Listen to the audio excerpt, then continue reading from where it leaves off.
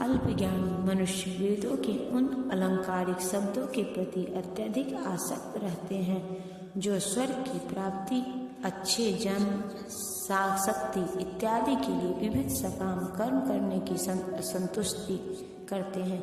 इंद्रिय तृप्ति तथा ऐश्वर्य में जीवन की अभिलाषा के कारण वे कहते हैं कि इससे बढ़कर और कुछ नहीं है।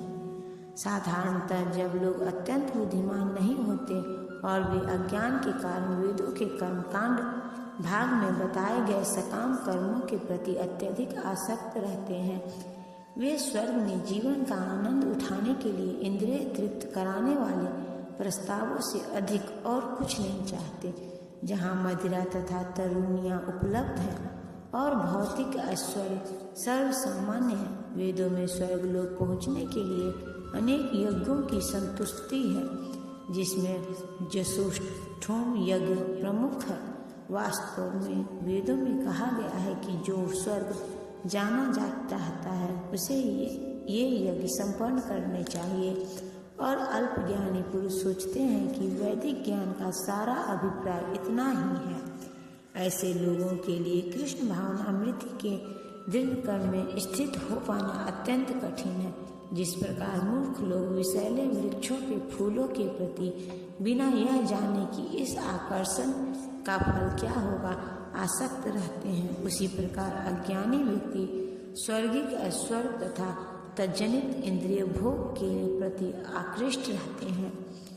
वेदों के कर्मकांड भाग में कहा गया है, दूसरे शब्दों में जो लोग चतुर्मास तथा तप करते हैं वे अमर तथा सदा सुखी रहते हैं, सोमरस पीने के अधिकारी हो जाते हैं। यहाँ तक कि इस पृथ्वी में भी कुछ लोग सोमरस के लिए अत्यंत इच्छुक रहते हैं, जिससे वे बलवान बने और इंद्रिय तृप्ति का सुख पाने में समर्थ हो। ऐसे लोगों को भव बंधन से मुक्ति में कोई श्रद्धा नहीं होती और वे वैदिक यज्ञों की तड़प भड़क में विशेष आसक्त रहते हैं। वे सामान्यतया विषयी होते हैं और जीवन में स्वर्गिक आनंद के अतिरिक्त और कुछ नहीं चाहते। कहा जाता है कि स्वर्ग में नंदन कानन नामक अनेक उद्यान हैं, जिनमें दैवी सुंदरी स्त्रियों का संग तथा प्रचुर मात्रा में सोमरस उपलब्ध रहता है। ऐसा शारीरिक सुख निसंदेह विषयी है। अतः ये लोग वे हैं जो भौतिक जगत के स्वामी बनकर ऐसे भौतिक अस्थायी सुख के प्रति आसक्त हैं। जो लोग इंद्रिय भोग तथा भौतिक ऐश्वर्य के प्रति अत्यधिक आसक्त होने से ऐसी वस्तुओं से मोहग्रस्त हो जाते हैं, उनके मनों में भगवान के प्रति भक्ति का दृढ़ निश्चय नहीं होता। समाधि का अर्थ है स्थिर मन। वैदिक शब्दकोश निरुक्तों के अनुसार जब मन आत्मा को समझने में स्थिर रहता है तो उसे समाधि कहते हैं।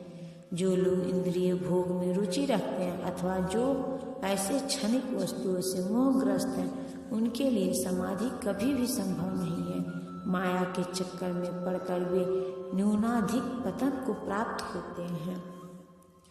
वेदों में मुख्यतया प्रकृति के तीनों गुणों का वर्णन हुआ है। हे अर्जुन, इन तीनों गुणों से ऊपर उठो, समस्त द्रव्यों और लाभों तथा सुरक्षा की सारी चिंताओं से मुक्त होकर आत्मपरायण बनो। सारे भौतिक कार्यों में प्रकृति के तीनों गुणों की क्रियाएं तथा प्रतिक्रियाएं निहित होती हैं। इनका उद्देश्य कर्म फल होता है, जो भौतिक जगत में बंधन का कारण है। वेदों में मुख्यतया सकाम कर्मों का वर्णन है, जिससे सामान्य जन क्रमशः इंद्रिय तृप्ति के क्षेत्र से उठकर आध्यात्मिक धरातल तक पहुंच सकते हैं।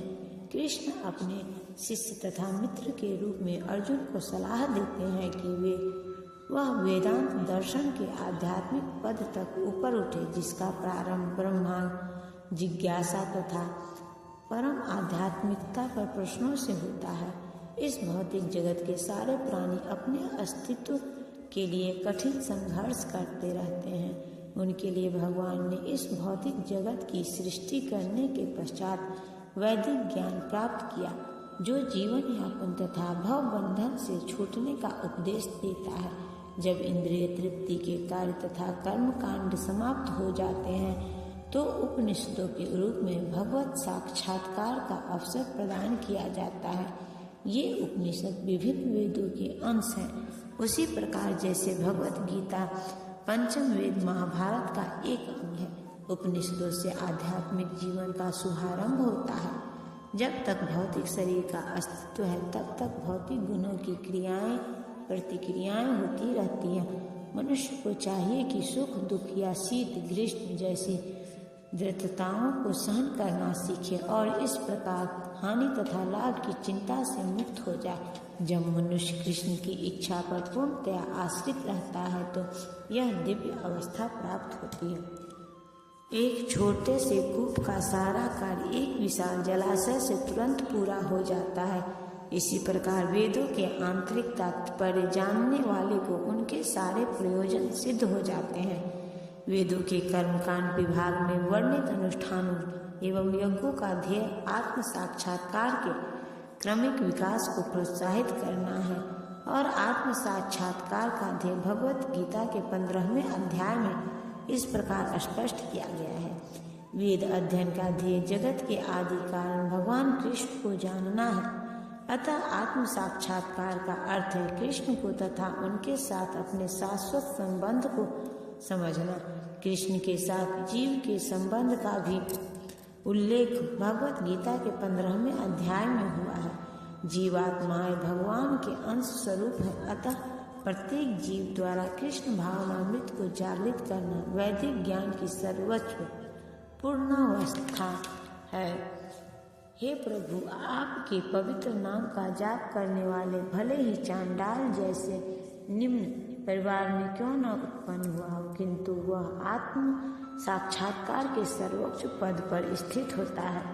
ऐसा व्यक्ति अवश्य ही वैदिक अनुष्ठानों के अनुसार सारी तपस्याएं संपन्न किए होता है और अनेकानेक बार तीर्थ स्थानों में स्नान करके वेदों का अध्ययन किए होता है। ऐसा व्यक्ति आर्य कुल में सर्वश्रेष्ठ माना जाता है। अतः मनुष्य को इतना बुद्धिमान तो होना ही चाहिए कि केवल अनुष्ठानों के प्रति आसक्त न रहकर वेदों के उद्देश्य को समझे और अधिकाधिक इंद्रिय तृप्ति के लिए ही स्वर्ग लोक जाने की कामना न करे। इस युग में सामान्य व्यक्ति के लिए न तो वैदिक अनुष्ठान के समस्त विधि विधानों का पालन करना संभव है और न सारे वेदांत तथा उपनिषदों का सर्वांग अध्ययन कर पाना सहज है। वेदों के उद्देश्य को संपन्न करने के लिए प्रचुर समय, शक्ति, ज्ञान तथा साधन की आवश्यकता होती है। इस युग में ऐसा कर पाना संभव नहीं है, किंतु वैदिक संस्कृति का परम लक्ष्य भगवान कीर्तन द्वारा प्राप्त होता है, जिसकी संतुष्टि पतित आत्माओं के उद्धारक भगवान चैतन्य द्वारा हुई है। जब चैतन्य से महान वैदिक पंडित प्रकाशानंद सरस्वती ने पूछा कि आप वेदांत दर्शन का अध्ययन न करके एक भावुक की भांति पवित्र नाम का कीर्तन क्यों करते हैं, तो उन्होंने उत्तर दिया कि मेरे गुरु ने मुझे बड़ा मूर्ख समझकर भगवान कृष्ण के नाम का कीर्तन करने की आज्ञा दी। अतः उन्होंने ऐसा ही किया और वे पागल की भांति भावनोन्मत्त हो गए। इस कलयुग में अधिकांश जनता मूर्ख है और वेदांत दर्शन समझ पाने के लिए पर्याप्त शिक्षित नहीं है। वेदांत दर्शन के परम उद्देश्य की पूर्ति भगवान के पवित्र नाम का कीर्तन करने से हो जाती है। वेदांत वैदिक ज्ञान की पराकाष्ठा है और वेदांत दर्शनों के प्रणेता तथा ज्ञाता भगवान कृष्ण है। सबसे बड़ा वेदांती तो वह महात्मा है जो भगवान के पवित्र नाम का जप करने में आनंद लेता है। संपूर्ण वैदिक रहस्यवाद का यही चरम उद्देश्य है।